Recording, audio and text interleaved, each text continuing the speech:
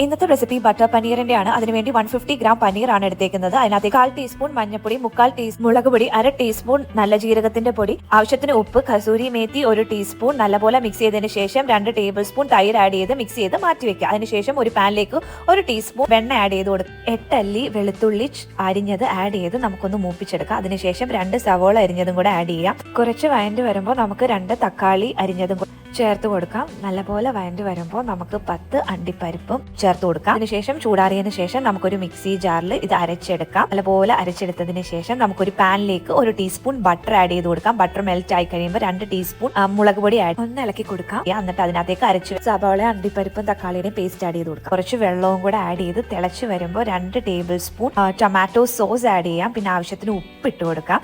പിന്നെ ഒരു 1/2 ടീസ്പൂൺ നല്ല ജീരകത്തിന്റെ പൊടിയും ഒരു 1/8 ടീസ്പൂൺ ഏലക്കപ്പൊടിയും ചേർത്ത് കൊടുക്കാം. കസൂരി മേത്തി 1 ടീസ്പൂൺ ഒന്ന് ചൂടാക്കിയതിന് ശേഷം നമുക്കൊന്ന് പൊടിച്ച് ചേർത്ത് കൊടുക്കാം. പിന്നെ വറുത്ത് വെച്ച പനീറും കൂടെ ആഡ് ചെയ്യാം. ഷാലോ ഫ്രൈ ആണ് പനീർ ചെയ്തേക്കുന്നത്. അതിനകത്തേക്ക് 1 ടീസ്പൂൺ ബട്ടറും 1 ടീസ്പൂൺ ഫ്രഷ് ക്രീമും കൂടെ ആഡ് ചെയ്താൽ നമ്മുടെ ബട്ടർ പനീർ റെഡിയായി. എല്ലാവരും ട്രൈ ചെയ്ത് നോക്കണേ.